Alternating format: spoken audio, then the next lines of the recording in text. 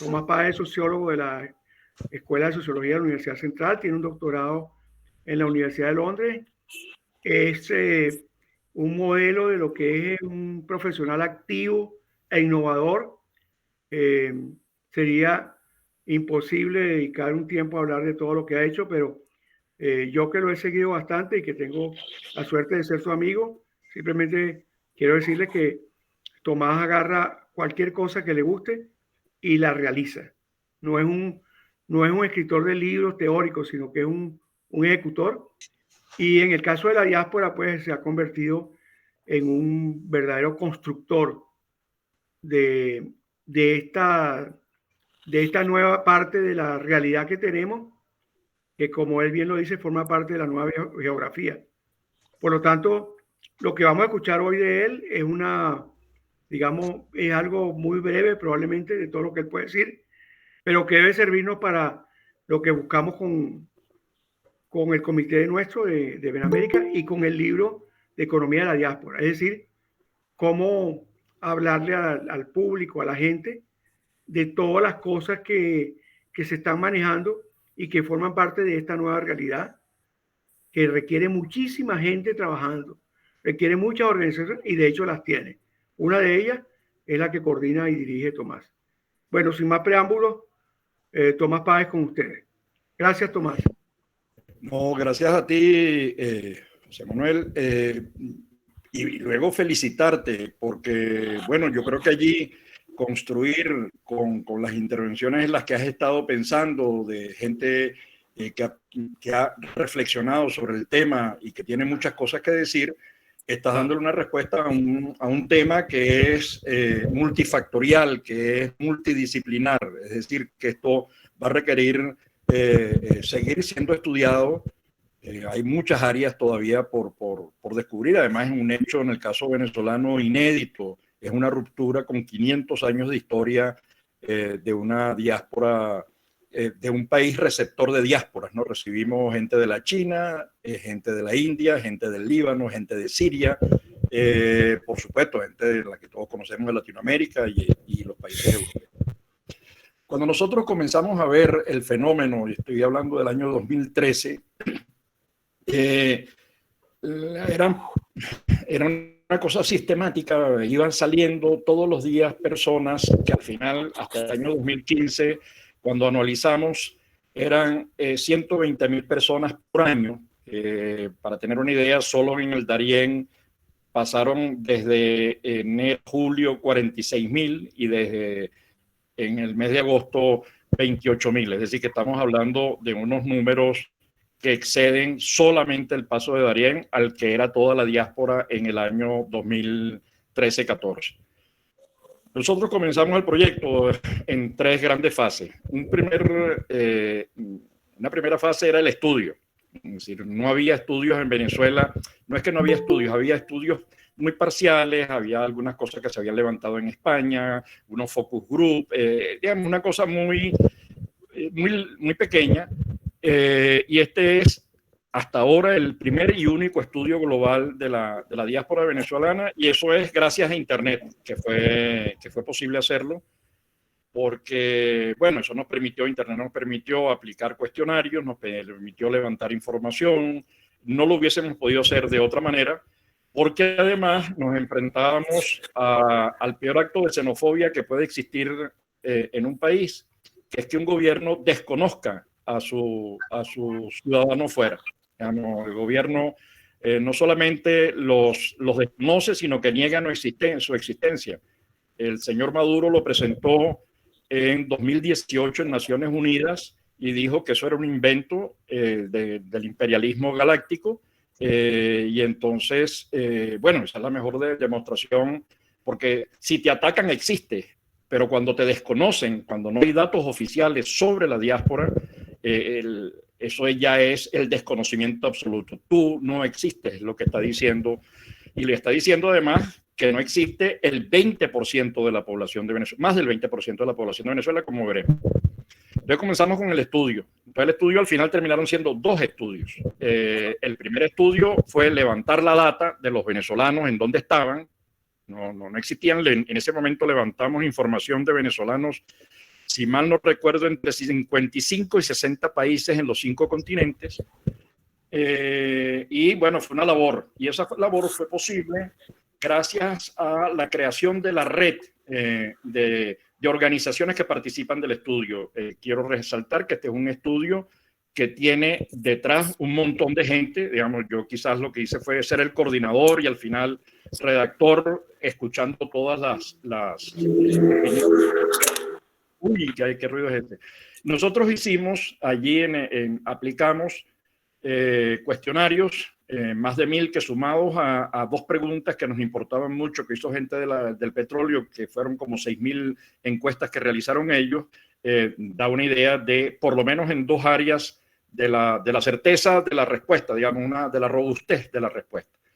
Entonces queríamos saber por qué se habían ido, dónde habían ido, por qué habían escogido los países y las ciudades que escogieron. Y aquí hago una pequeña digresión que se va a vincular con un tema central del estudio y del proyecto global de la diáspora, de la red global. La gente no migra a países, la gente migra a ciudades. La gente no migra a Colombia, la gente migra a Bogotá, a Medellín, a Barranquilla, o a Perú, Lima, Callao, o a Tumbes, o a Cusco, o a Arequipa. O en el caso de Estados Unidos, migra a Florida, Texas, Nueva York, y tenemos una migración distinta a la de la mexicana, digamos, lugares de destino, y por supuesto la distribución de la diáspora venezolana es distinta también. El 52% de la diáspora venezolana en Estados Unidos está en Florida, y dentro de Florida está en ciudades específicas. Entonces eso tiene consecuencias para una estrategia de gobernanza. Entonces este es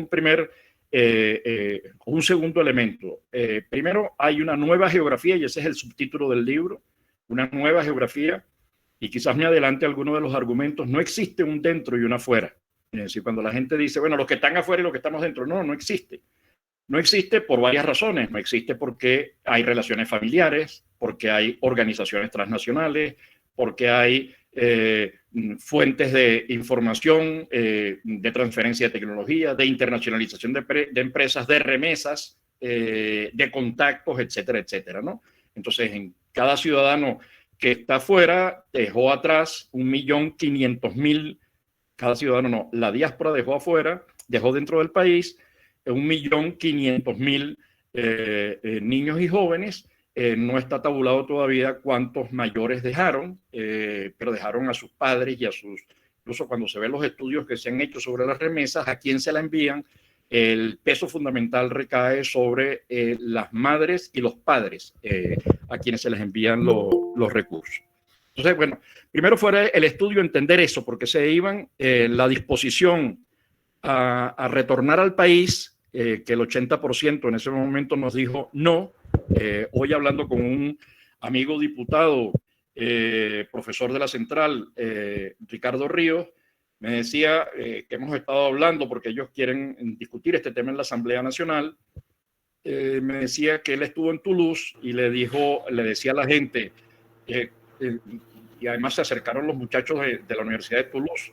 Dice, bueno, la verdad es que yo no les vengo a proponer que se vayan de Toulouse a Río Caribe, porque la gente no va a regresar, sino que ustedes pueden participar desde donde están haciendo lo que hay que hacer. Entonces esa es un poco la idea de que la diáspora, y me robo unas palabras de un profesor de la Central, se llama Vilio Carrillo, que dice, yo no me fui, me mudé lejos, ¿no? Entonces me parece que esas son ideas importantes para entender que no existe un dentro y un afuera, sino que existe una geografía nacional absolutamente novedosa, una nueva geografía.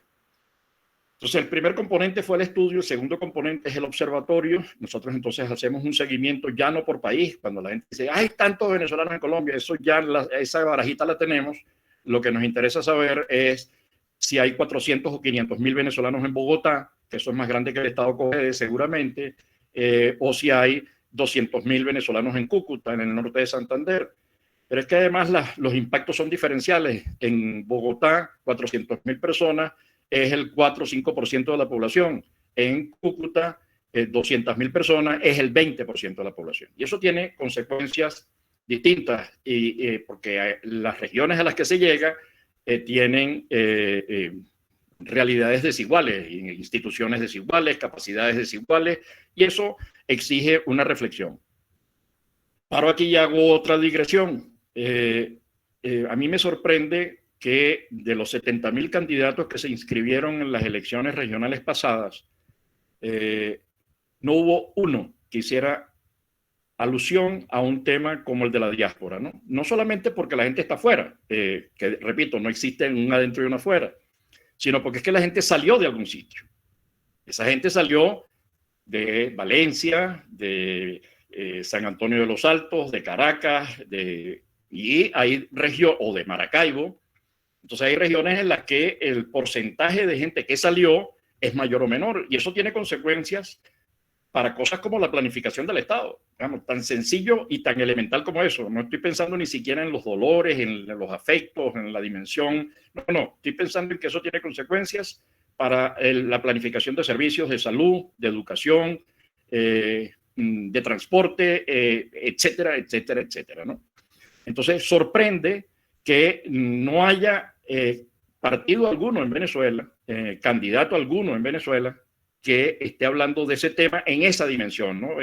Incluso cuando hablan de la diáspora, que ahorita todo el mundo es experto en diáspora, porque vienen las elecciones, y entonces ahí hay 20% de la población, 18% de los votos, entonces, bueno, la gente comienza a preocuparse por el asunto, pero no desde el ángulo qué pasa internamente en Maracaibo, que es un estado que exporta mucha gente, pero además qué relación tiene esto con el destino, porque los maracuchos migran a varios lugares. Uno de ellos es Texas. Entonces, eso no tendría implicaciones para una política de hermanamiento de ciudades, etcétera, etcétera.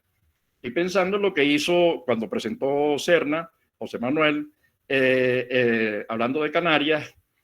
Canarias, cuando vio eso, dijo: Venezuela es mi octava isla. Y ya la incluyó dentro de su mapa como la octava isla. Ahorita es la novena porque apareció otra que llama La Graciosa.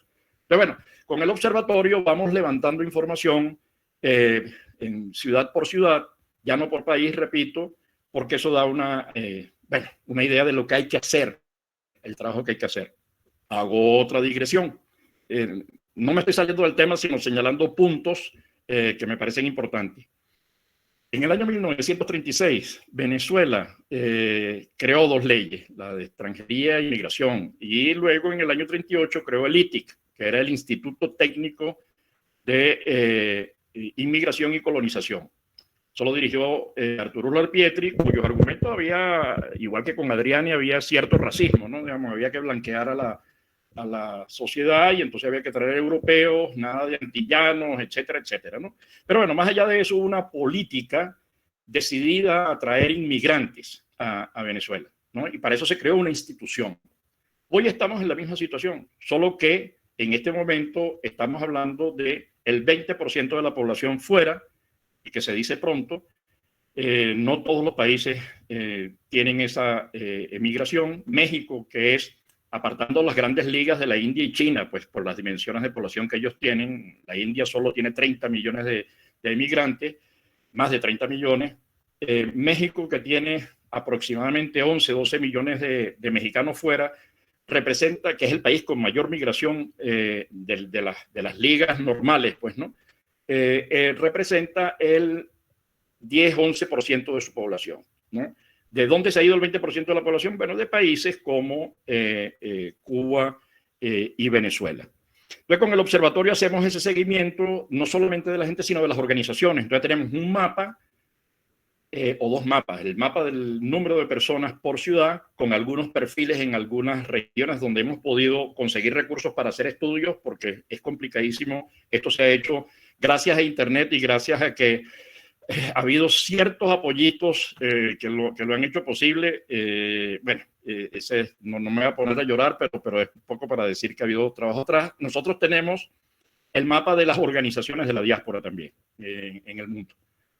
Más o menos 1.000 y tantas organizaciones hasta ahora mapeadas, y seguramente va a haber más.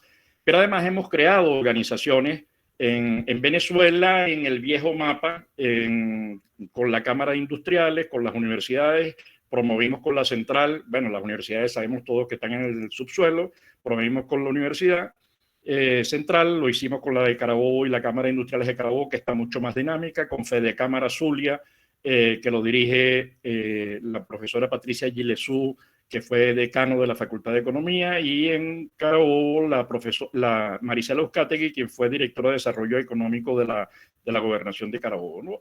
Porque, bueno, y tenemos un estrecho nexo de trabajo con COENER y con la gente de la Academia de Ingeniería y Hábitat, y se está movilizando porque creemos que, repito, que hay que operar en esa nueva geografía, que es distinto, y eso es una realidad que llegó para quedarse. Entonces, con esos datos, terminamos el estudio, repito, cuestionario, focus group, entrevistas a profundidad, historias de vida, fragmentos de vida, etcétera, y el subtítulo que es la nueva geografía. Con el observatorio vamos haciendo y produciendo una información cuatrimestral que no hacemos pública porque como hay una empresa que lo paga, nos ha pedido confidencialidad, ¿no? Y es la única de las pocas cosas que hemos recibido así como un pago que nos permite pagarle a la gente que levanta la información, ¿no? Cuando nosotros arrancamos el estudio había entre 1.600.000 y 1.800.000 venezolanos fuera, y hay dos frases que a mí me parece que son contundentes y que hay que tenerlas presentes para entender cómo ha sido el proceso migratorio. La primera es la de los mayores que decían: yo prefiero despedir a mis hijos en el aeropuerto que en el cementerio, ¿no? Era todo el tema de la inseguridad en aquel momento, 20 y tantos mil muertos por año, etcétera.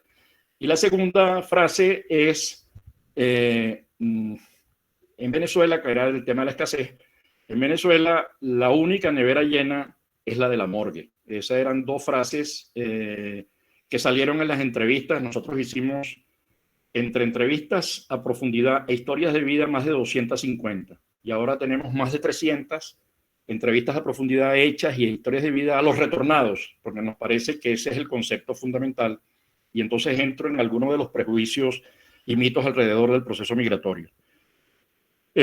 Primero, esa palabra que se dice mucho en Venezuela, que nos parece terrible a nosotros y en particular a mí, cuando se habla de crisis migratoria. No, ustedes están equivocando el tema. La crisis es la que produce Venezuela. La crisis está en Venezuela, un país que hay países que han salido de la guerra en mejores condiciones que Venezuela. Una caída del Producto Interno Bruto del 80%. Caídas sectoriales como el de construcción, el informe del Banco Central de Venezuela del año 2018, que además es una burla lo que ha hecho el gobierno venezolano con la información. Entonces la caída del sector construcción fue, no sé, casi que el 100%, pues unas cosas horribles, pues, ¿no? Con un nivel de pobreza impresionante, con unos cuantos millones de pensionados y jubilados con salarios de miseria, y con la gente en el exterior que ni siquiera recibe desde el año 2015 pago alguno. Entonces, la crisis no es la diáspora. La diáspora es al revés, no es el problema, es parte de la solución, y es una tremenda oportunidad para los países, como veremos, para los países de origen y para los países de acogida. Entonces, quienes utilizan la palabra crisis, a mí me da, en lo personal, me produce escozor, ¿no? La otra cosa son las hipersimplificaciones del tema, ¿no? Dice, ahorita, por ejemplo, con todo el tema del Darién, pareciera que todos los 7,5 millones de venezolanos que están fuera, y digo 7 millones y después quiero aclarar un tema de cifras, pareciera que todos están mal, y entonces se ha hablado, todos son refugiados, entonces es la estrategia de vulnerabilización de los vulnerables, ¿no? Resulta que no, que hay un montón de gente echándole piernas, construyendo, gente, alumnos míos, doctores que han viajado en autobús con sus hijos para instalarse en Perú o en Chile, con niveles de formación, con ganas, porque así será la boca del tiburón que sienten cerca, que han optado por irse. El otro tema es a explicar es por qué hay un porcentaje elevado, el 80% de la población, que ha decidido quedarse. Ese es un tema a explicar también en los fenómenos migratorios, pero ese no es nuestro tema hoy. En todo caso, hay una cita de Klaus Mann que a mí me parece importantísimo señalar, que dice: hay una frecuente tendencia juvenil a lanzar juicios sumarísimos sobre realidades complejas que apenas entienden, ¿no? Esa es esa cosa sobre esas definiciones. Todos son desplazados, todos son exiliados, todos son refugiados, desde el Yantén incluso, ¿no? Entonces, bueno, no es cierto. El otro tema, o el otro prejuicio, mito que impide hacer cosas es el mito de la fuga de cerebro, ¿no?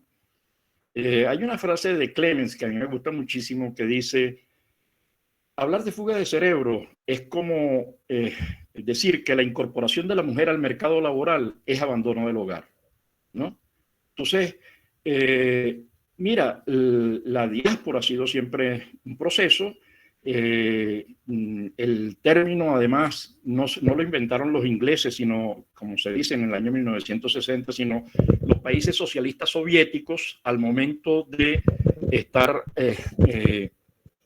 acordando los derechos humanos de 1948, el de libre movilidad, creo que es el artículo 19, argumentó que para ellos eso era fuga de cerebro, ¿no? Entonces, era, bueno, que era el modelo soviético no necesitaba pasaporte para ir de una ciudad a otra, porque el recurso humano no es un ser individual que se puede movilizar, es un recurso que forma parte del proceso, es el ladrillo que vas a colocar, entonces es un ladrillo más, no es alguien que puede crear, sino que está sujeto a los procesos de planificación, ¿no? Entonces, esos son esos enfoques, y hay otros, pero señalo los más importantes. Afortunadamente, cuando nosotros arrancamos en el estudio, todos los periodistas nos preguntaban por la fuga de cerebro, y eso fue mermando y casi puedo decir que desapareciendo, afortunadamente. Porque además, con la fuga de cerebro, la única manera de evitarlo es creando una cárcel que impida, digamos, meterle seguridad para que la gente no se vaya. Entonces, no es un problema de condiciones, sino un problema de seguridad. Pero el otro tema es el que los otros prejuicios y mitos los encontramos en los países de acogida, y los utiliza fundamentalmente, no la sociedad, fundamentalmente no es la sociedad, sino los partidos políticos, es decir, los Le Pen, los Vox, ¿cómo se llama? Orbán, el de Hungría, que además uno dice: este señor tiene la memoria corta, ¿no? Porque el derecho de asilo en 1951 se crea como consecuencia de la masiva migración de húngaros, ¿no? Sí, es Hungría, de húngaros a Europa.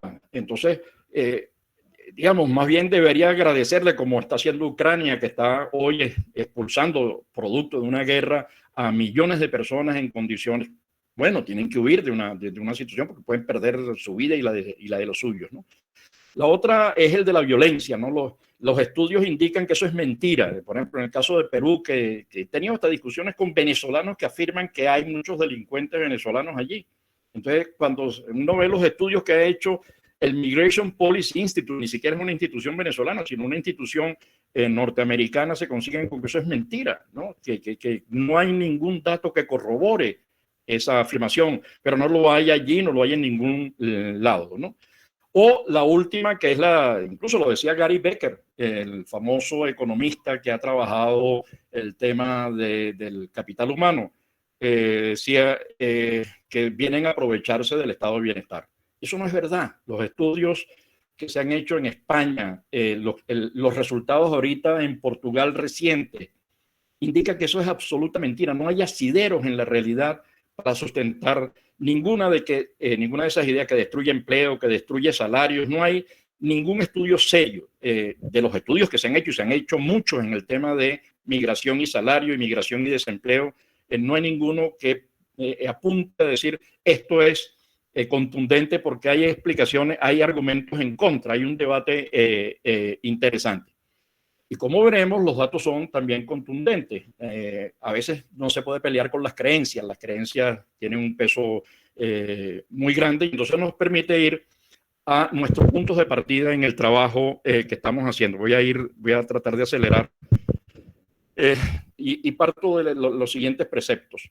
Von Mises dice: la necesidad de establecer la libertad de la migración para hacer la paz más duradera.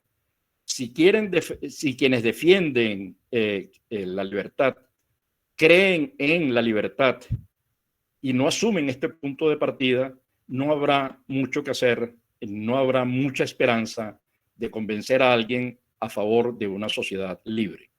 Pero Andrew Carnegie decía: la migración es un río de oro que fluye a nuestro país todos los años, ¿no? La Fundación Andrew Carnegie, que ahorita tiene...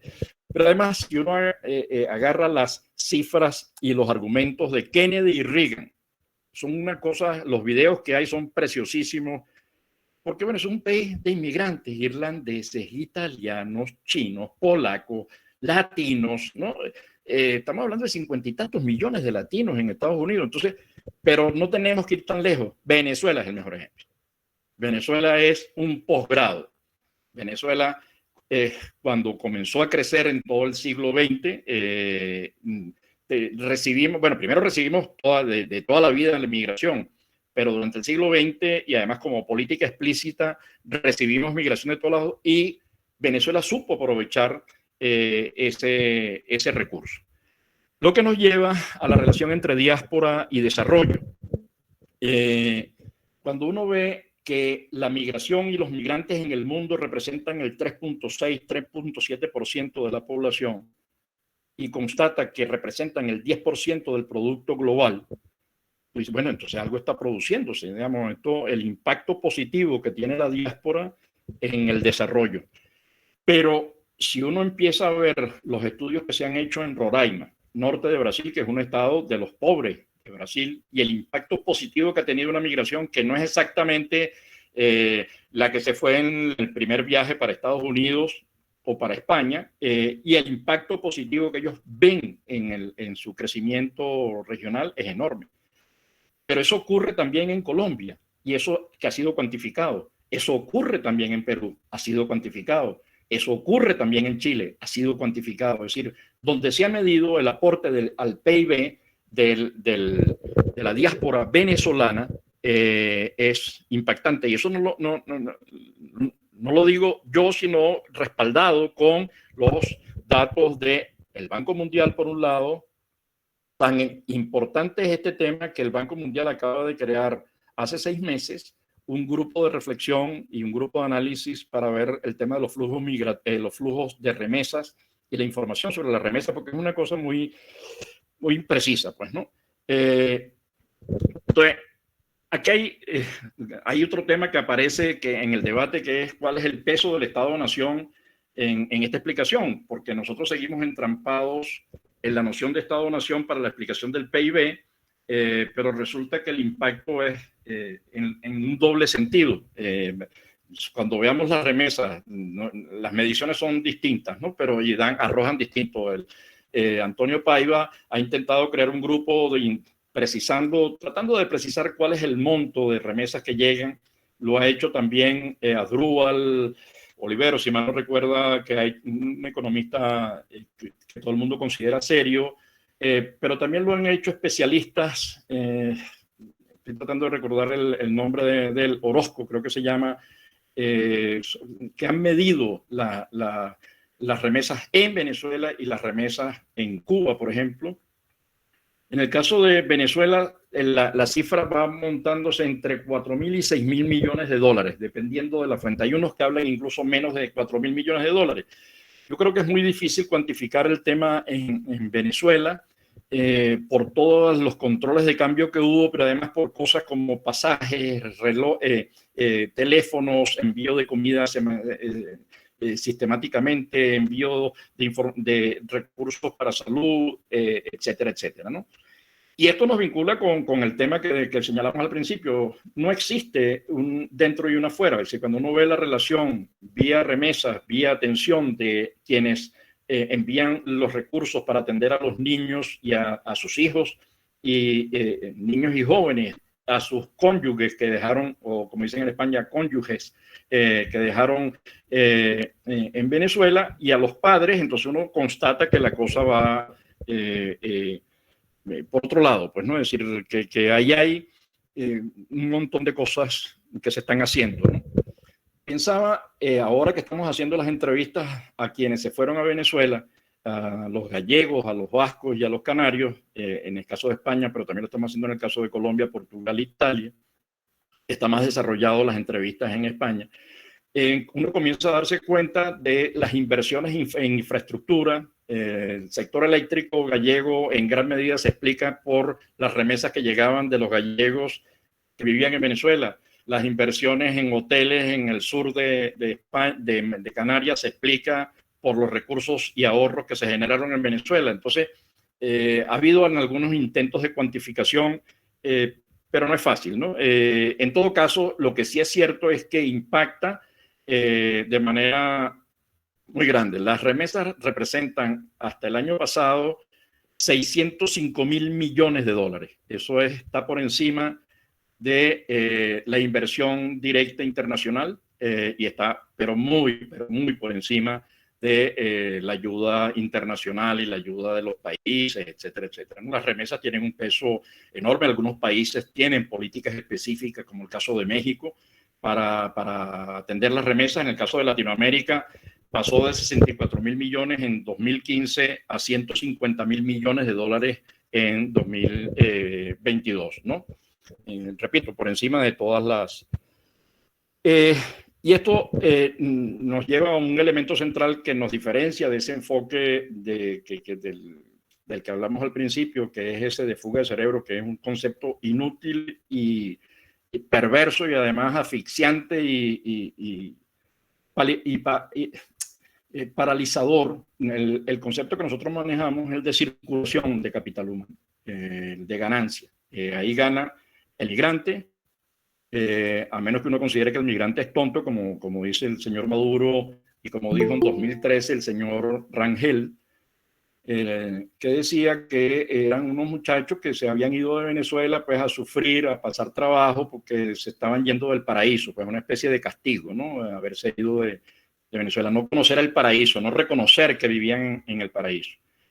Se beneficia el país de origen vía esto, vía remesas, vía transferencia de tecnología, vía contratación de personal. Hay muchos periódicos que funcionan con apoyo de periodistas, hay muchos portales que se están construyendo en el mundo con los recursos que se están utilizando desde Venezuela. Se beneficia el país de acogida. Solo, así como datos, en España la llegada de los primeros americanos, de los primeros peruanos, ecuatorianos, etcétera, multiplicó la producción de arroz por 200%. La llegada de venezolanos significa que se ha multiplicado, y bueno, uno lo ve solamente el número de empresas que están invirtiendo en pequeños cachitos de jamón, queso blanco, arepa, digamos, eso se ha convertido, bueno, porque a través además de la gastronomía también entró el bacalao gallego, entró el gofio canario, ¿no? Entraron todos esos productos y esos intercambios que hicieron al país grande. Entonces, nuestra mirada de la diáspora es que es un activo, es una reserva. Es la mejor reserva internacional que tiene en este momento Venezuela, que sumada a las reservas que están dentro del país, que están además viviendo un contexto muy adverso, sumadas ambas reservas, que es el capital humano, que es lo que explica el desarrollo de un país a lo largo de la historia, ese activo está dispuesto a participar en la reconstrucción de Venezuela desde donde están. Y eso es posible, ¿no? Yo siempre pongo dos ejemplos. Tengo un gran amigo, mi compadre en Disney, Leonardo Aranguibel, premio además Emmy en varios momentos, comunicador social. Seguramente él no va a regresar, porque además él hizo un intento, pero sus hijos ya están estudiando, están trabajando, etcétera. Pero él podría ser un activo enorme para el desarrollo, estando en Disney y en este momento en altísimo nivel, lo que significan las grandes medios de comunicación en el mundo. O la medicina, es decir, tener a la persona que más sabe de operaciones con lentes Google, son dos ejemplos que utilizo muchísimo. Eso vale oro, porque además la primera lámina de ese señor que vive en Vermont es el Ávila, ¿no? Entonces, tener gente que puede a distancia dictar cursos, preparar, invertir, que además no se ha pensado en esas posibilidades. No se ha pensado, por ejemplo, como hizo España, Italia y Portugal, en el tema de las pensiones en los dos países, ¿no? En el paga tu contribución y vas a tener la posibilidad de la pensión, etc. Bueno, pero ahí no vamos a entrar en detalle.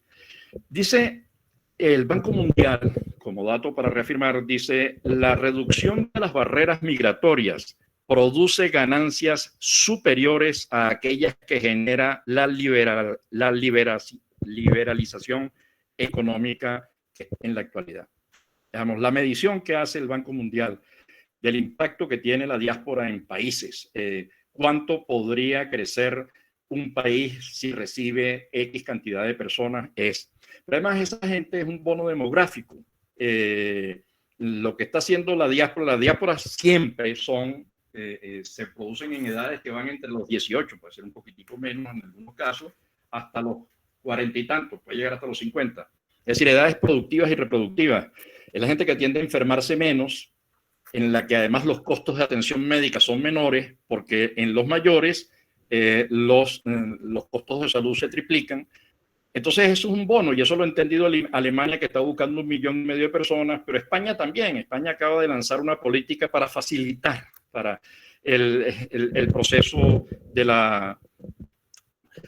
el proceso de integración y el proceso de llamada de migrantes. Incluso se consiguen trabajo inmediatamente. Digamos, o sea, hay toda una gestión de la migración relativamente flexible para facilitar la inserción y la integración. Entonces, la diáspora es además, mejora la productividad, mejora la innovación, sirve para la difusión tecnológica. Imagínense, para un empresario que quiere ingresar al mercado francés, bueno, tener unos venezolanos que hablan francés, que conocen el idioma, que tienen redes, que tienen redes personales, empresariales, institucionales, eso es una ganancia absoluta, igual en Estados Unidos. Para en el doble sentido, tener vaquianos en China, eso vale oro. Para penetrar mercados, ¿no?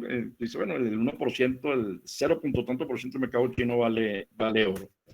Y luego tenemos un montón de asociaciones que hacen trabajo, que producen, que hacen en todas las áreas, en el área de la documentación, en el área de la denuncia, en el área del emprendimiento, en el área de la salud, en todas las áreas. No hay área en el área del teatro, del humor, etcétera, etcétera, ¿no? Nosotros tenemos aproximadamente 1,000 y tantas organizaciones mapeadas. Pronto las vamos a lanzar conjuntamente con la OIN. Toda la información de la diáspora, de las organizaciones de la diáspora. Y otro dato importante es que el 40% de las 500 grandes empresas de Fortune han sido creadas y fundadas por migrantes, y en algunos casos por migrantes refugiados, ¿no?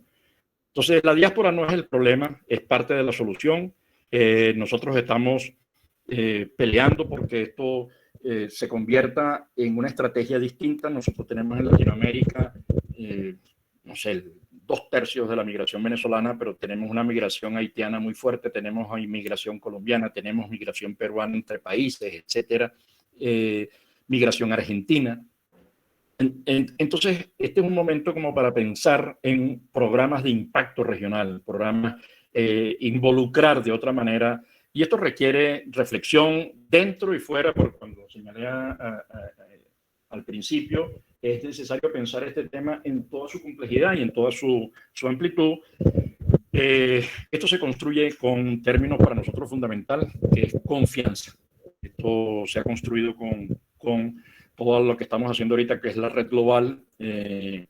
Con estas organizaciones tenemos en este momento aproximadamente 10 clústeres, 10 segmentos de organizaciones que reúnen a más de 300 y tantas organizaciones por sectores de actividad, ¿no? Los ingenieros, salud mental, emprendimiento, cultura, ayuda humanitaria, derechos sociales y políticos, que es importante. No queremos meternos en el tema electoral, no desde el punto de vista electoral, sino desde el punto de vista de los derechos sociales y políticos, el derecho a la identidad, el derecho al registro, más allá de por quién votes o no votes, ese es el problema de cada quien.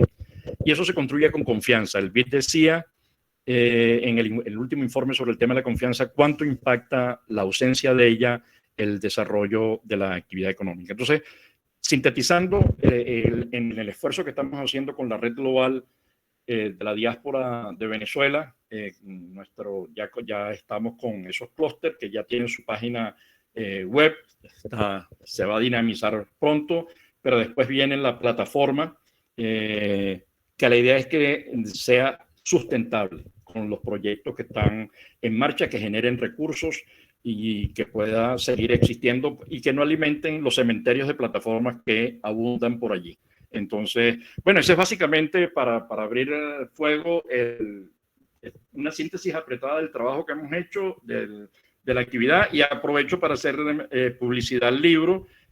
Colombia acaba de publicar la tercera edición del libro.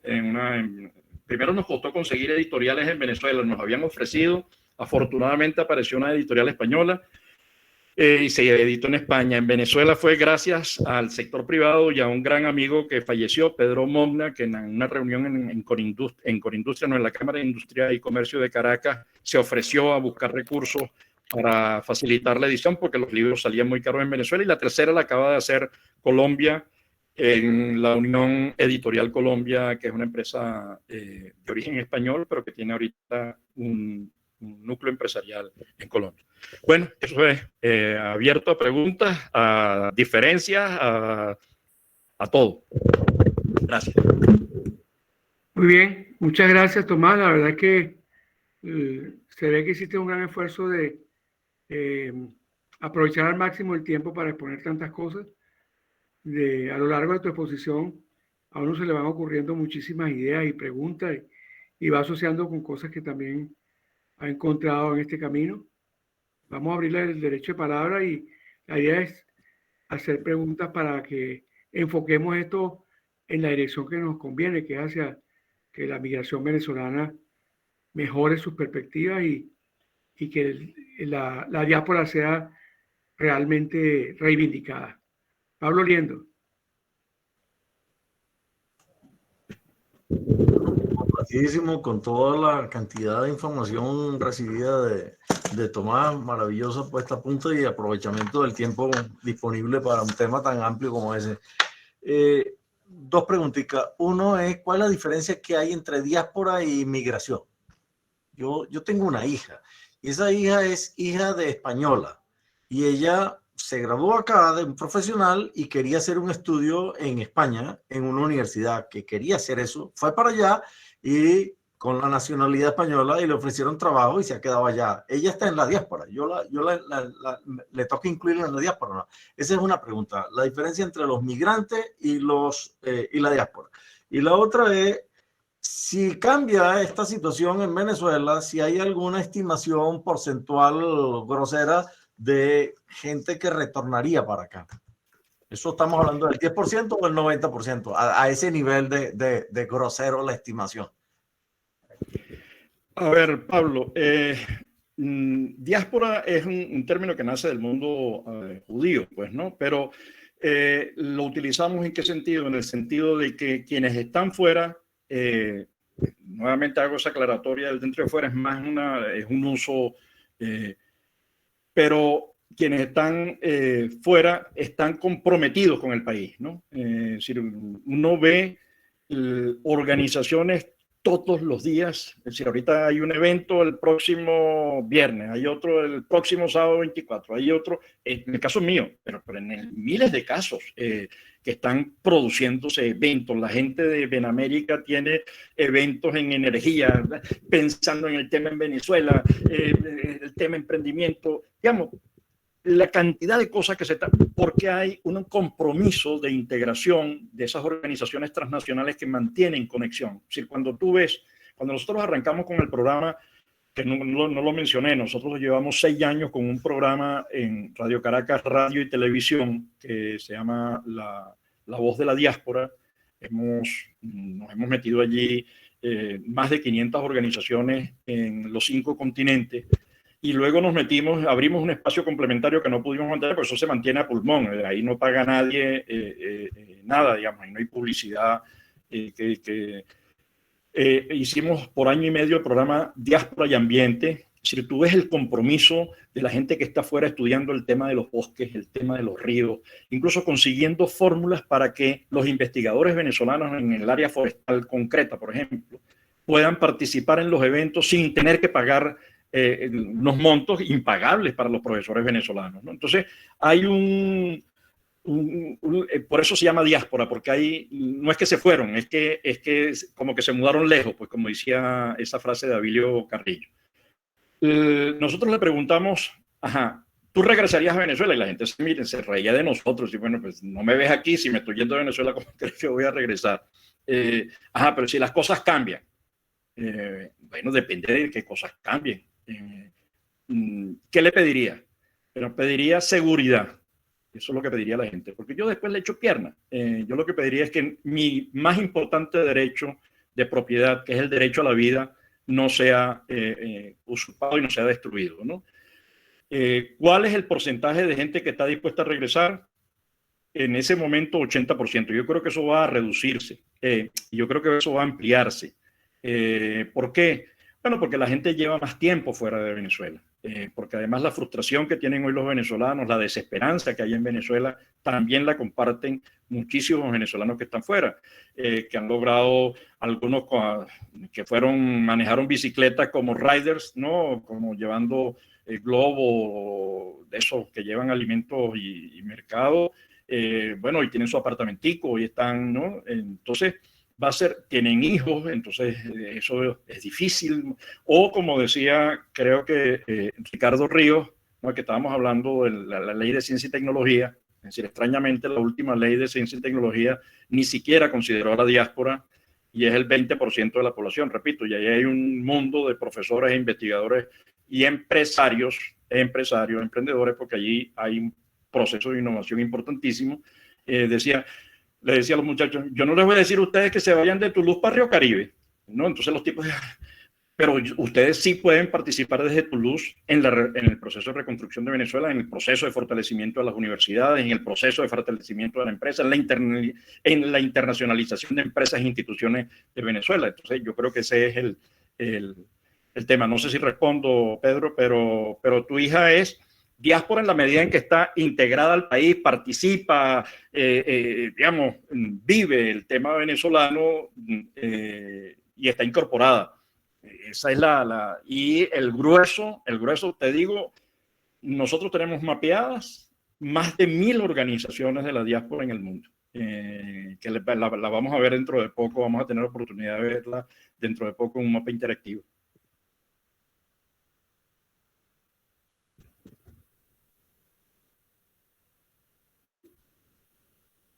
¿Una otra pregunta? Bueno, Tomás. Está Pablo y estoy yo. Bueno, Pablo. No, yo terminé, gracias, muy amable. Ok. Entonces, Jorge. Tomás, esto lo hago como desde el punto de vista lingüístico. ¿Por qué? Primero, ¿qué diferencia técnica precisa hay entre migración y diáspora?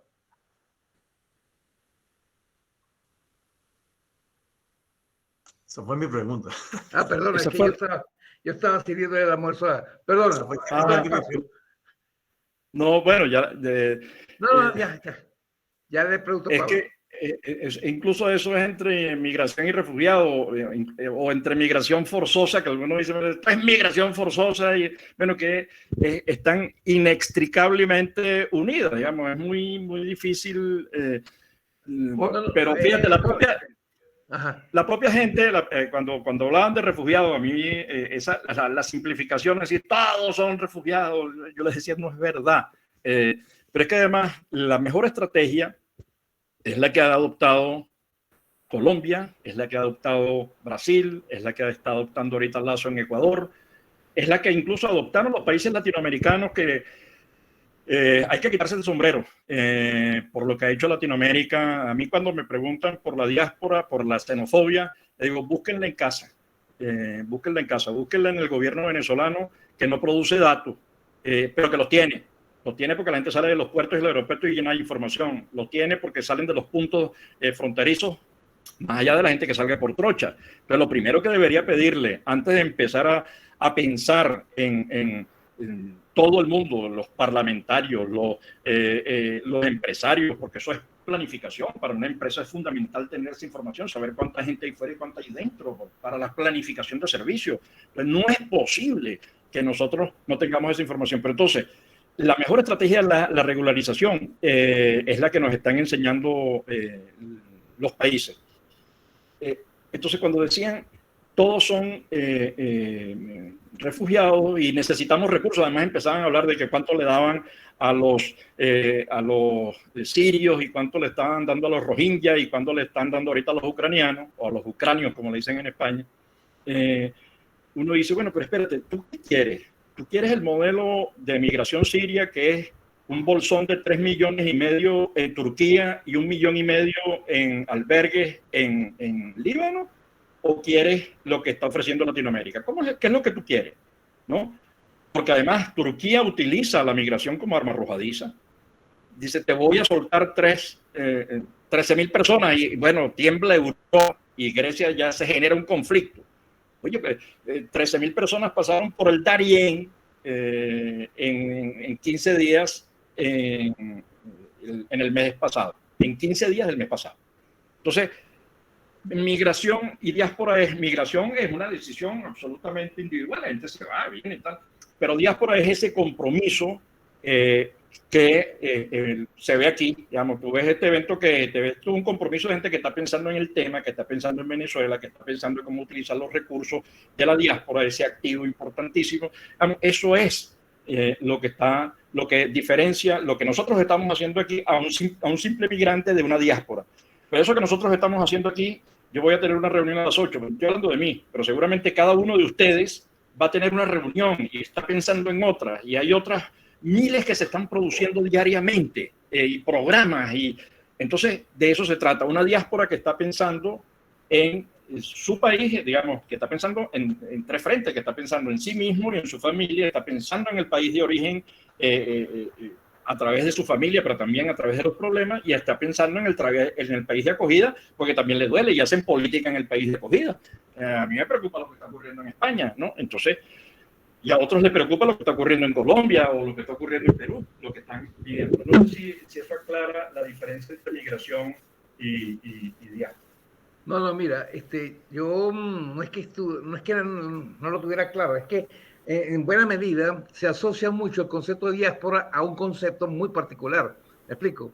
Y eso, por ejemplo, en tu presentación, que me ha parecido extraordinaria, y tú haces una serie de puntos importantes. Por ejemplo, cuando tú dices, el del amigo tuyo aquel que dice, no existe no existe dentro o afuera, sino que no existe, lo que existe es un dentro y afuera, o el que se mudó lejos. ¿Me explico? Esos son términos que me parece a mí que son positivos. Que son positivos en el sentido de que se ve que el concepto de patria o el concepto de nación no se ha perdido. Que se perdió el concepto de ubicación territorial por el momento, o porque es una circunstancia. El planteamiento tuyo me parece extraordinario porque destaca el hecho de que es una realidad mundial, y es una realidad mundial que se siente acelerada circunstancialmente, pero en realidad la migración es algo, si no hubiera habido migración, seríamos todos unos negritos concentrados en África. ¿Me explico? Es decir, gracias a la migración es que realmente se ha evolucionado la humanidad. Eso es una consecuencia, una condición de la humanidad y punto. Para nosotros es importante porque estamos pensando, por ejemplo, en toda tu presentación me parece extraordinario, manejas una cantidad de información importantísima, y no solamente eso, sino que has indicado que hay muchos organismos locales, inclusive las universidades, la Universidad de Carabobo, esto, aquello, que manejan esa información.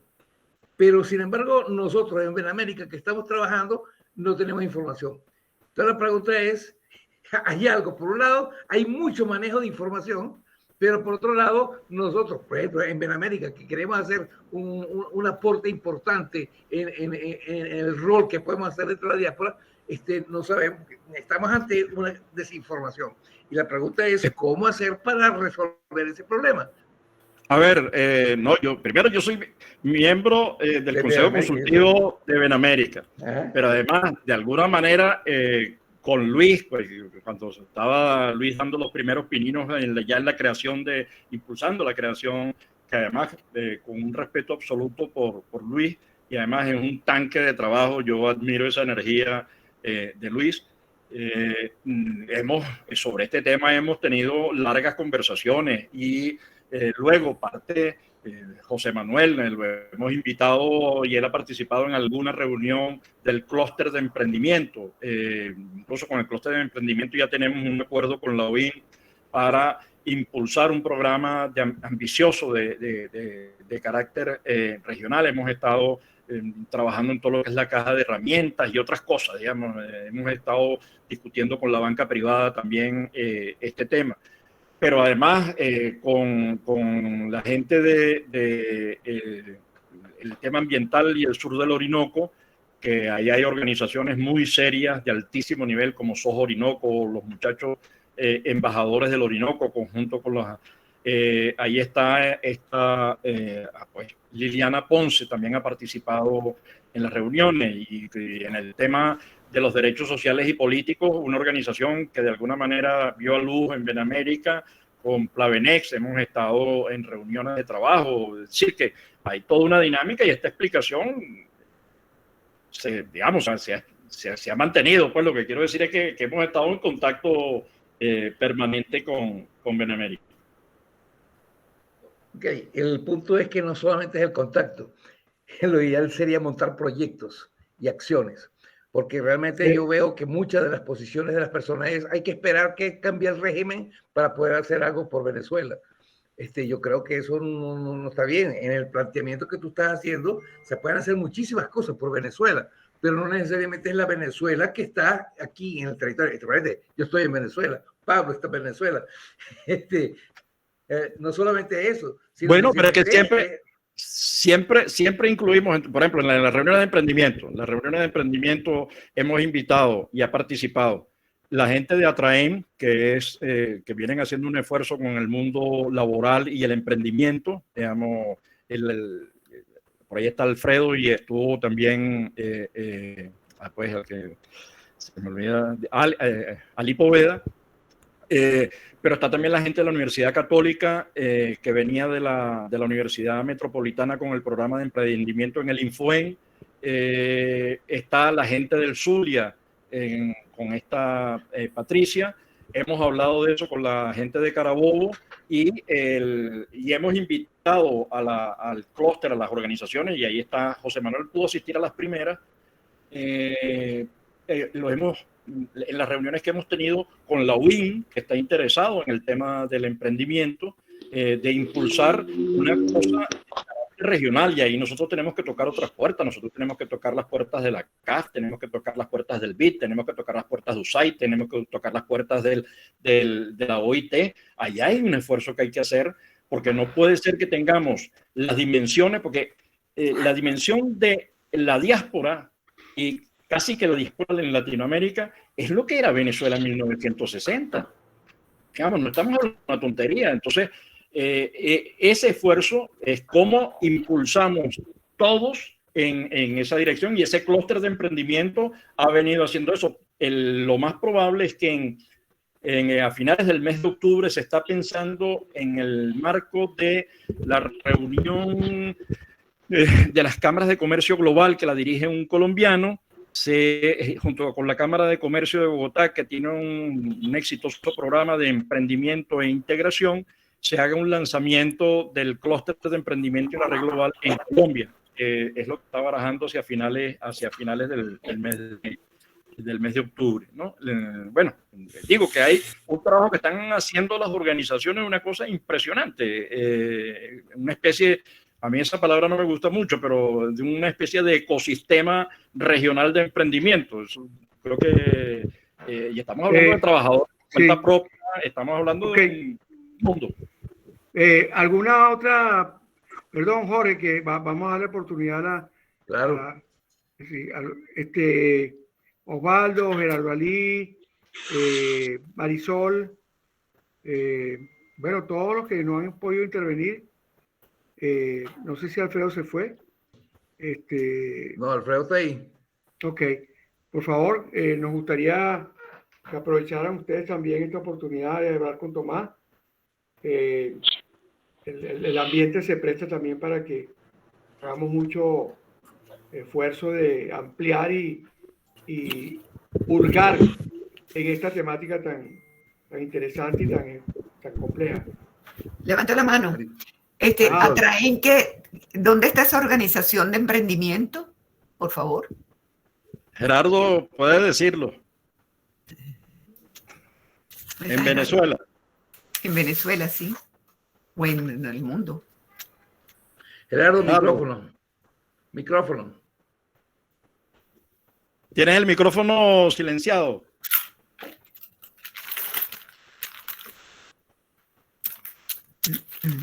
Bueno, Atraín, óyeme, yo sé algo porque ellos me lo han dicho, tanto Gerardo Ali como Alfredo, y lo he comentado también en un proyecto que tenemos contigo. Esa es la organización, Marisol, que ha recogido a todos los emprendedores venezolanos, y entonces se refiere a 3 tipos de emprendedores: los autoempleados, los emprendimientos, y hay otra tercera categoría que se me escapa en este momento. No sé si Gerardo Ali está oyendo. ¿Y ellos están ahí? ¿Dónde están ellos? Ellos están en Venezuela. Alfredo. Atraín. Sonido, Alfredo.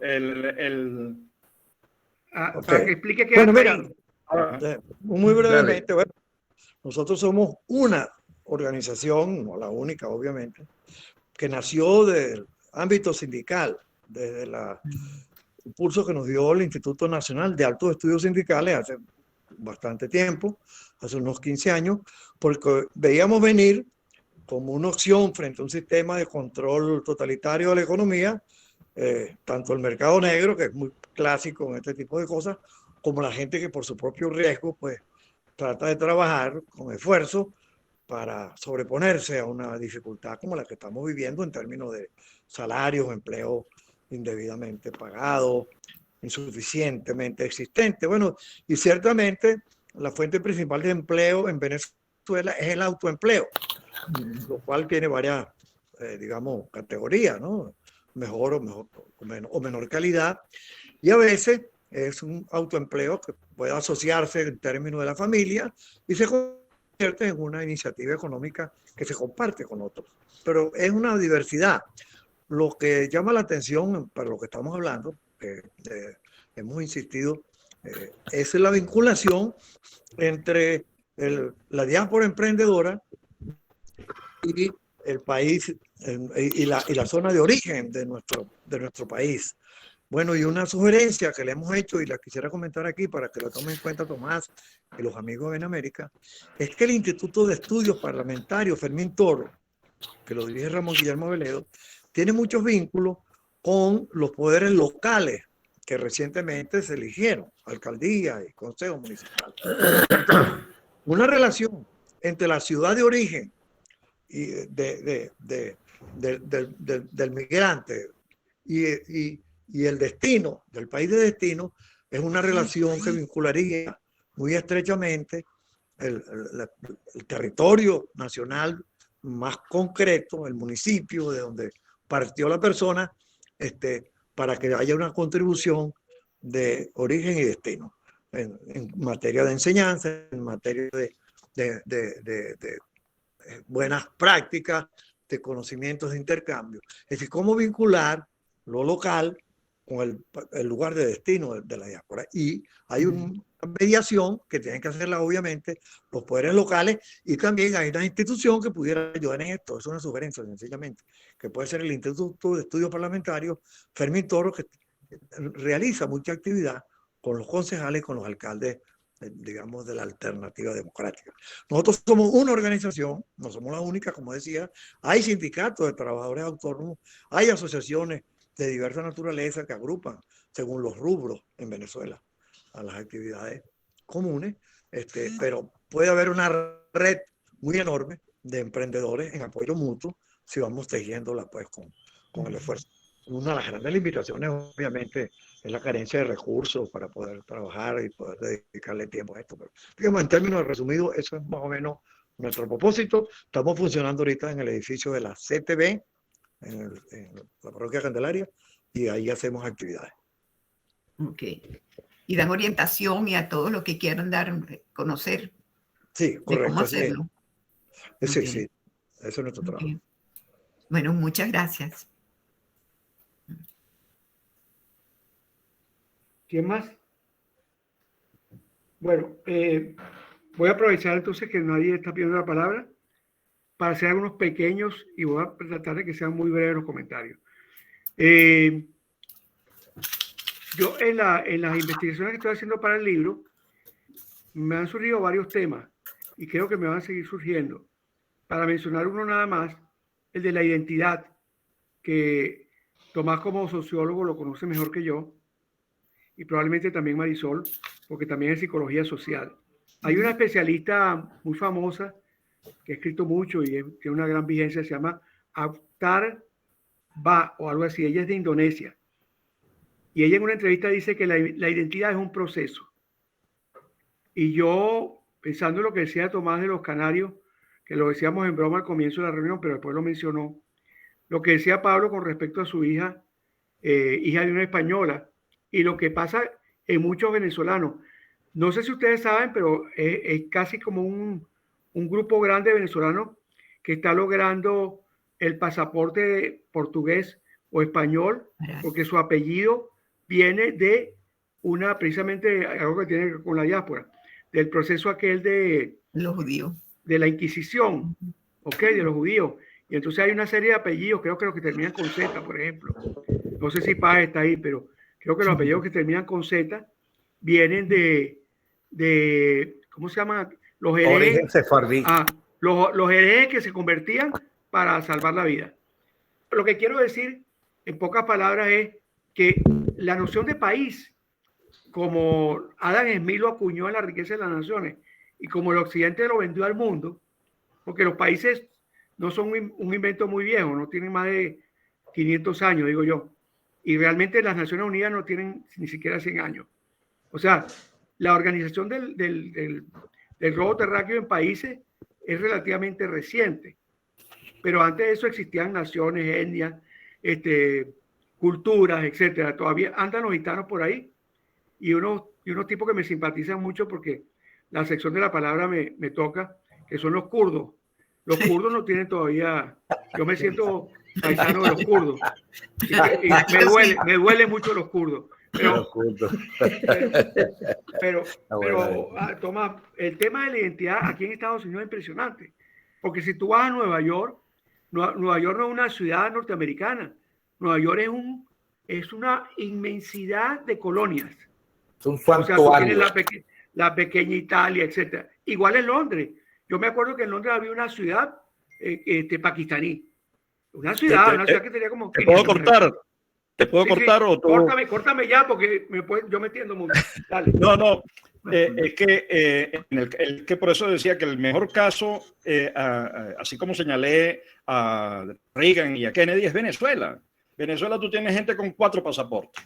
Ajá, claro. No, porque llegó el polaco que se casó con la canaria, que tiene una hija que nació en Venezuela, pero se casó con un gringo cuando fue a estudiar y bueno, entonces al final tiene gente que tiene todas las nacionalidades. Uno se sorprende de gente que vino aquí a España a buscar la nacionalidad húngara, ¿no? Digamos, vino a Europa, pues gente que uno no sabía que tenía, porque Venezuela es eso, es muchas lenguas, muchos pasaportes al mismo tiempo. Entonces, la noción de Estado-nación es insuficiente para entender esta nueva realidad y por eso es que decimos que estamos hablando de una nueva geografía.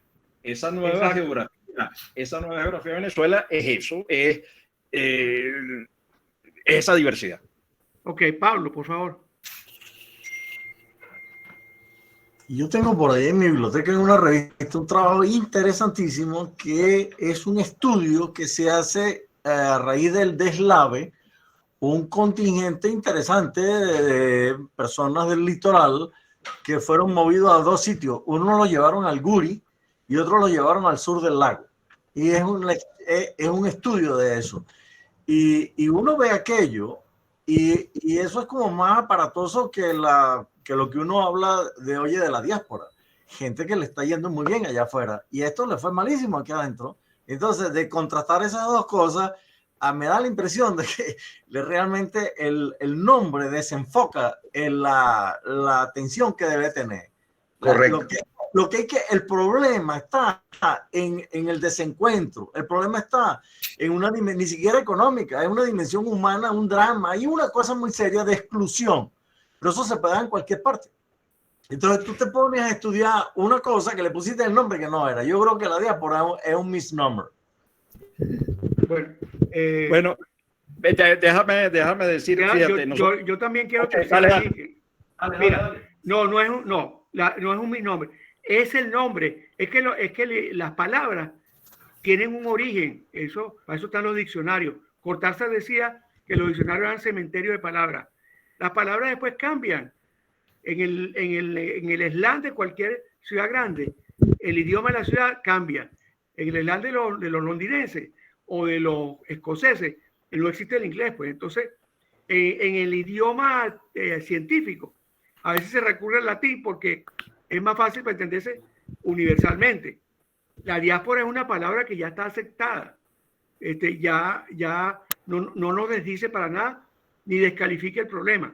Yo creo que lo que es más importante, y por allí le quería plantear lo de la identidad a Tomás, es que yo creo que en ese universo, que para mí somos un país, pues somos 7 millones de habitantes, yo creo que aquí en Nashville hay un municipio mucho más grande que muchos municipios de Venezuela. Entonces, ¿qué pasa?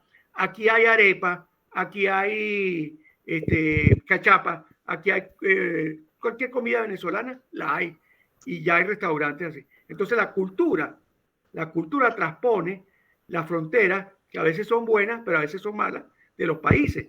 Y por eso Estados Unidos es lo que llaman el melting pot, ¿ok? Que es verdad que la mayoría son blancos, pero no son blancos de una sola parte. Aquí hay blancos rusos, aquí hay blancos holandeses y de todos lados. Entonces, a lo que yo voy con respecto a nuestro tema de la diáspora es, por ejemplo, en Estados Unidos, que es un tema que nos interesa en Benamérica, se pueden buscar vías por el apoyo de la OIT o de ACNUR o de quien sea, o por mecanismos que tú conozcas recientemente, para que el médico que está de taxista o el plomero que está pintando casa, a través de acuerdos con los municipios, con los estados, o a través de mecanismos internacionales que se hayan creado ya, o experiencias, se encaminen a recuperar algo que es un activo importante para él y para el país que lo recibe. A ver, José Manuel, fíjate, el tema de la identidad, que ese es un asunto que tiene consecuencias. Solo en Colombia entregaron, el presidente Duque le entregó 30.000 nacionalidades a muchachos que carecían de nacionalidad, ¿no? Porque los muchachos están viajando y saliendo del país por trochas y sin documentos, que son una cosa que hay que agradecerle a toda Latinoamérica. Bueno, ya comienza a haber restricciones en Costa Rica, México, ya República Dominicana también se está moviendo en esa dirección, pero en general los países latinoamericanos se han portado de un bien con nuestra diáspora que impresiona. Ahora, este es un esfuerzo enorme que hay que hacer, porque en Venezuela la única forma de obtener pasaporte es teniendo cédula, y la única forma de tener cédula es estando en Venezuela. Pero para ir a Venezuela necesitas pasaporte, lo cual significa, y los pasaportes no se entregan porque no hay, además es un pasaporte, es un artículo de lujo, Entonces, mucha gente ha tenido que renunciar a su nacionalidad para poder insertarse en el nuevo país. Entonces, es un tema muy complejo y por eso digo que cuando la gente habla de xenofobia, hablen de xenofobia primero en Venezuela, porque no hay documento para los venezolanos, no hay identidad y eso estará recogido en el informe Bachelet. Informe Bachelet, y con esto hago otra digresión, toda la información que se ha levantado en el país, o casi toda, para no hacer, la ha levantado la sociedad civil y sus organizaciones. Usted quiere saber de desnutrición, Susana Rafali. Usted quiere saber de prisiones, Observatorio de Prisiones. Usted quiere saber de diáspora y dónde está, Observatorio de la Diáspora. Usted quiere saber de violencia, Observatorio de Violencia. Usted quiere saber, digamos, son las organizaciones de la sociedad civil. Usted quiere saber del mundo sindical, pregúntele a las organizaciones que trabajan en el mundo sindical para saber dónde están, en qué situación están. Este es un tema interesante, importante, primero el de la identidad, pero en segundo lugar, las identidades son dinámicas, es decir, la gente, así como nosotros incorporamos platos internacionales, como me decía a mí cuando estábamos entrevistando a la gente en los albergues, nos decían, mira, yo sé que aquí yo salgo, yo de aquí salgo porque yo no tengo ningún problema, yo me puedo conectar con un portugués, porque yo viví con un portugués en el apartamento del lado, un italiano arriba, un libanés abajo, tenía un chino relativamente cerca. Entonces al final yo soy internacional porque yo viví la internacionalidad en Venezuela, entonces a mí no me cuesta conectarme con esas redes globales, ¿no?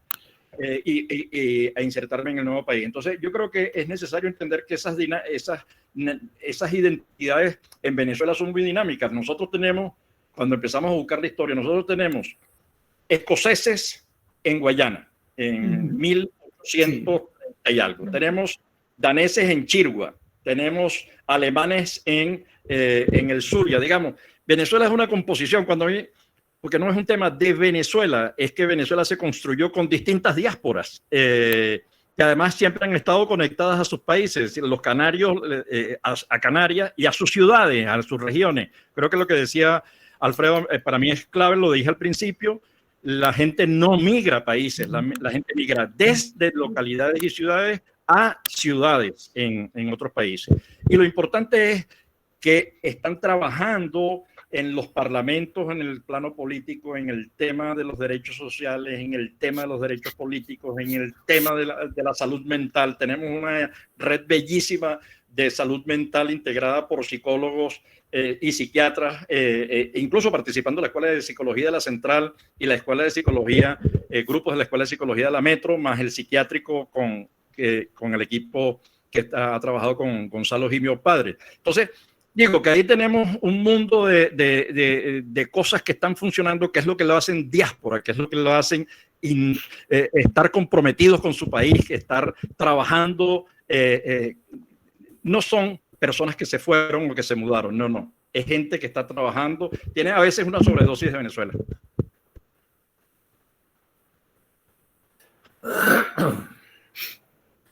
Bueno, hola Tomás, ¿cómo estás?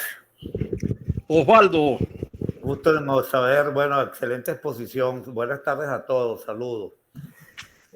Bueno, interesante el tema, ¿no? Sin embargo, yo pienso que lejos de las consideraciones sociales, económicas, pienso que es conceptualizar jurídicamente ambos conceptos, ¿no? A mi juicio, pues, diáspora se liga, la pregunta que surgió de Pablo y de Jorge también, con migración, conceptual, jurídicamente difieren, porque como su término lo indica, diáspora es algo que sale así introspectivamente. Las personas cuando salen de un país, que fundamentalmente aquí es donde hay que marcar la diferencia, salen por distintas razones. La diáspora, a mi entender y legalmente lo poco que he leído, es que salen por muchas razones, por causas de conflictos armados, caso Verbo y Gracia, ahorita Ucrania y Rusia, pero ahí toman una condición de refugiado, porque salen en una situación introspectiva, prácticamente sino con la ropa encima, producto del conflicto. En el caso de la diáspora, son razones de otra índole, de comportamiento social, fundamentalmente económicas o sociales, donde el carecimiento de medios para sustentar los obliga a salir. Y lo que acaba de decir Tomás es muy importante, que salen sin documentación, y ahí es donde estriba la gran diferencia con la migración. La hija de Pablo fue a estudiar a España, como salieron, yo tengo 2 hijas en España que estudiaron, hicieron posgrado, pero ellas salieron con las formalidades, el protocolo que debe incurrir y ocurrir en una migración legal y corriente. Y así pasó con toda esa gran inmigración isleña, española, italiana. Cuando llegaron todos esos migrantes, llegaron con un pasaporte. Llegaron ebanistas, constructores, obreros, pero todos llegaron con una documentación legal. En el caso de la migración suramericana de Venezuela, que ha ocurrido seriamente en todos los países suramericanos, han salido por las trochas, sin documentos, sin nada, simplemente con un morral y dele para adelante, y como dicen por ahí en los pueblos, dele que son pasteles. Entonces ahí es donde se marca la gran diferencia, con una migración que entran cumpliendo un protocolo a través de un pasaporte, tienen una cédula. Déjame decirte, Tomás, que estoy en Venezuela y a mí se me venció la cédula recientemente. Fui a las Mercedes, mira, cumplí mi formalidad, hice mi colita, rapidito, me tomaron las huellas, y en 2 semanas ya tenía mi cédula. Sí hay ahorita una cierta dinámica y estoy ahorita, acabo de pedir la solicitud del pasaporte y ya me salió la cita para el mes entrante. Hay cositas que, como dicen en España, se están moviendo. Bueno, a lo mejor el régimen le interesa agilizar todo este tema. Ayer salió una resolución que se ha promovido mucho en los medios y se ha alegrado mucha gente, es que ahora los ciudadanos podemos grabar. Salió una resolución del Ministerio de Relaciones Interiores y del Ministerio de la Defensa por parte de la Guardia Nacional, que los alcabala cualquier procedimiento policial, militar, puede ser grabado por los celulares, no pueden ser decomisados, tampoco pueden ser pedidos para hacer revisiones, ni dame tu clave para desbloquearlo. Quedó eso ya, al menos ahora hay que esperar que se cumpla, porque ese es un tema, pues. Pero ya al menos hay una disposición del Ejecutivo y estos tipos están conscientes que fuera el desprestigio de todas las cosas que han pasado y que han venido sucediendo, pues han tratado o están tratando de minimizarla. Pero volviendo al tema entre migración y diáspora, pues pienso que conceptualmente, por supuesto, socialmente, Tomás, tú tienes razón, todo es el tema de emprendimiento. Bueno, aquí hay mucha gente que lo está haciendo, pero afuera, fundamentalmente en los países donde están más distantes, toda esa migración ha llegado, la gran mayoría han llegado con las formalidades del protocolo de un pasaporte y tal. Y si se les vence el pasaporte, pueden entrar, porque lo permiten, entrar con el pasaporte vencido, más no, bueno, el régimen aquí puso eso, que para salir tienes que salir con el pasaporte vigente y venezolano. Sí. Pero sí están agilizando el otorgamiento de los pasaportes. Lo que sí es muy cierto, Tomás, que es el pasaporte más caro del planeta. Cuesta $213. Una vaina, perdónenme la expresión ahí las damas, pero que no tiene paradón. Es increíble. El pasaporte de España creo que cuesta 20, 30 euros. Es algo increíble. Pues sí, mira, más o menos a grosso modo del tema que nos ocupa. Sí. Osvaldo, no, me parece, bueno, lo que pasa es que si alguien va a sacarse la cédula y pasa una semana y luego tiene que esperar 2 meses, tiene que tener mucho tiempo para sacarse el pasaporte. Digamos y no puedes hacer las solicitudes afuera, incluso teniendo gente dentro, te la tiene que hacer de tal manera que te dé tiempo para llegar en un vuelo que además cuesta lo que cuesta, etcétera. Y rogando a Dios que no se caiga el sistema. Es decir, lo que está ocurriendo hoy con el tema del pasaporte y la identidad es que no tiene nombre. Pero volviendo al tema de la diáspora, que yo creo que es el eje central, es qué podemos hacer. Lo nuestro no es una discusión, sino es una construcción. Es el estudio, es la red global, es cómo vinculamos esas organizaciones. Entonces nosotros hemos organizado a las organizaciones que trabajan en el mundo de las ingenierías los 20.000 ingenieros que hay en Argentina, los ingenieros que tenemos en Perú, los ingenieros que tenemos en España que están organizados y que tienen un trabajo desarrollado, y cómo los conectamos a ellos y cómo a partir de lo que ellos hacen en el clúster se conectan a la web de la red global, se conectan a la plataforma, pero sobre todo cómo poder seguir impulsando proyectos que tengan impacto para ellos, pero también para Venezuela. Por ejemplo, en el tema ambiental, nosotros se están haciendo cosas, hay cosas que no puedes anunciar porque eso tiene consecuencias, pero necesitas recursos para seguir haciendo cosas, ir evaluando incluso la penetración del mercurio en ciertas zonas porque se están tomando iniciativas. Ese es el trabajo, es decir, no estamos haciendo una disquisición, sino cómo hacemos para conectar a todas estas organizaciones que están preocupadas por el país, que están haciendo cosas que están montadas sobre relaciones de confianza y credibilidad y reputación. Esos son para nosotros 3 conceptos fundamentales en el trabajo. Bueno, llevo 10 años trabajando este tema con las organizaciones de la diáspora en el mundo, y además los he tenido en los programas de radio, pero además he estado presente, yo acabo de estar en Colombia, agradeciendo al presidente Duque, quien habló de la diáspora venezolana, todo el trabajo que él ha hecho con los venezolanos allá en Colombia. Eso del estatuto es una cosa de lujo, o el proceso de interiorización en Brasil es una política de lujo, y de eso se trata, porque los venezolanos que han salido, nosotros lo hemos clasificado lo que llamamos las 3E, la E de estudiante, la E de empleado, muchos de ellos por cuenta propia, lo que podrían perfectamente caer en la otra E, que es la E del emprendimiento.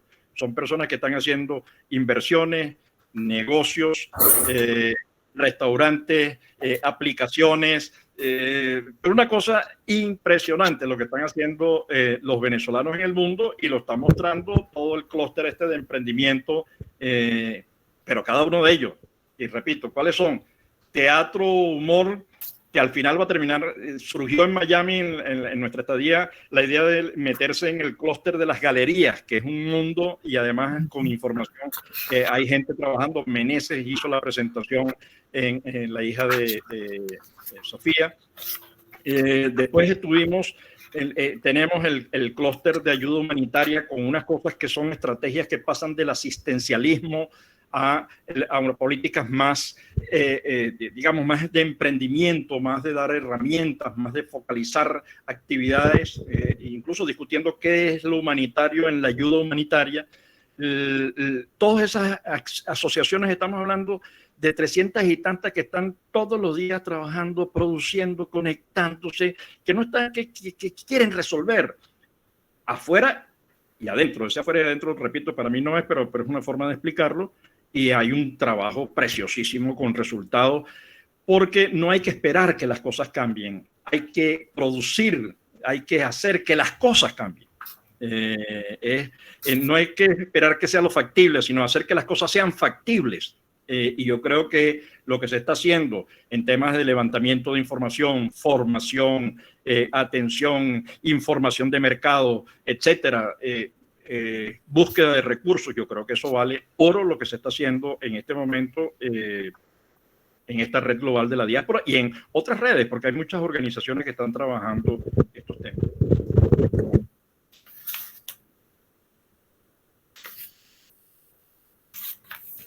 Está llegando la hora de cerrar, porque ya son Ya. ya pasó el tiempo que teníamos programado. La hora del lunch. Yo sé que yo estoy hablando con el micrófono. No, soy yo que estaba hablando. Ah, ok. Disculpa, Jorge, tú querías hablar. Sí. Yo estaba cerrando. Sí. Mira, en todas esas cosas, Tomás, que tú manejas y que tienes, que hablas de tantas cosas interesantes que se están haciendo, todas esas cosas son voluntarias o hay un financiamiento. ¿Hay un clúster de financiamiento para la diáspora? A ver, ¿cómo respondo? La red, el concepto de la red es: los propietarios son las organizaciones y las personas que trabajan en cada área, ¿no? Porque cada clúster tiene especificidades. El clúster de ingeniería tiene personas y empresas. Y entonces la idea es que que a través de la web y a través de la plataforma se puedan desarrollar proyectos e incluso programas de asesoría, etcétera, porque la idea es que eso sea rentable, sea sustentable. Esa es la primera. ¿En qué cosas puede ayudar este esfuerzo que estamos haciendo a todas las organizaciones que están involucradas en la diáspora? La primera es los acuerdos de formación que tenemos, los proyectos que tienen los propios clústeres. Sí, por ejemplo, atención inmediata a gente con problemas de integración. Entonces hay metodologías ya y hay psicólogos y grupos de psicólogos que están trabajando en eso, que tienen paquetes ya desarrollados. Y bueno, la idea es cómo eso lo multiplicamos, cómo logramos que ese clúster impulse. Entonces, ¿en qué dos frentes estamos trabajando? Uno, hay muchísima información que no llega a las organizaciones, desafortunadamente. Eso es uno de los grandes acuerdos nuestros con las organizaciones con las que estamos trabajando, vamos a buscar información para democratizar el acceso a la información de las distintas fuentes de financiamiento existentes, que son más de las que uno conoce, porque, bueno, hay gente que se va quedando con la información. Es decir, nosotros, cuando decimos confianza, es que sabemos que hay organizaciones sin fines de lucro y hay otras que son de lucro sin fines. Entonces, hemos tratado de marcar allí una diferencia para seguir trabajando. Entonces, sí, hay necesidad de recursos porque la mayoría de estas organizaciones trabajan con las uñas. Cuando yo voy a Perú, cuando yo voy a Colombia, bueno, ¿dónde te quedas? En casa de un amigo. Bueno, pero te pagan el pasaje y luego la comida, a lo mejor el viático no da, pero bueno, te pago la comida. Pues, ¿no? Entonces uno va, las organizaciones buscan recursos donde no tienen, hacen reuniones en las que uno prepara el sándwich, el otro lleva el refresco, etcétera. Hay otras organizaciones que tienen financiamiento para proyectos específicos. Hay gente que está haciendo, por ejemplo, integración y emprendimiento de género en Perú, que han conseguido recursos de ACNUR o de la OIN en Argentina, y eso vale, digamos, pero son recursos pequeños. Entonces, uno de los propósitos de la red es cómo apoyamos con información las distintas fuentes, las múltiples fuentes de información y de financiamiento que existen de proyectos. Y por el otro lado, cómo hacemos para fortalecer las capacidades de gestión de las organizaciones, porque muchas de ellas no saben cómo gerenciar un proyecto y con las especificaciones que existen ahorita en naciones, en la Unión Europea, en la Comisión Europea o en el BID o en la CAF o en USAID. Son una cosa casi que son cursos de doctorado. Entonces, darle herramientas para que las organizaciones manejen esas serían como los dos frentes de apoyo a el trabajo que están haciendo ya los clústeres por su cuenta en las distintas áreas que hemos mencionado. Les repito, son como 10, 11 segmentos clústeres. Vamos a terminar como con 15 o 16 de 800, 900 organizaciones trabajando de manera consistente. Gracias, Tomás. Monólogo, ya estoy listo.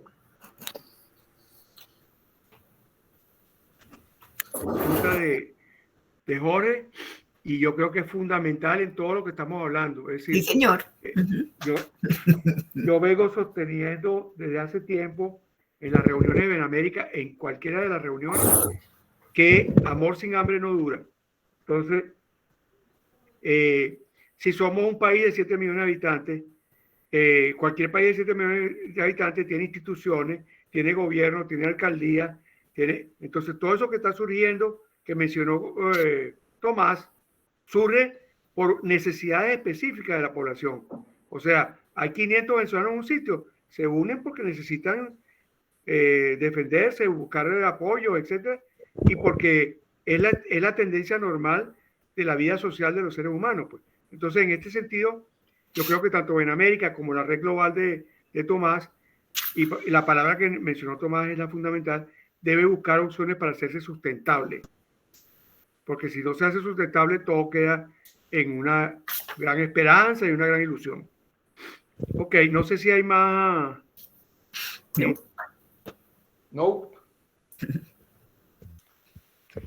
Mil gracias a todos y mil gracias a José Manuel por este espacio para compartir ideas y proyectos. Gracias. Te enviamos la grabación y y la escritura de tu presentación. Hasta luego y muchas gracias a todos. Nos vemos. Gracias, hasta luego.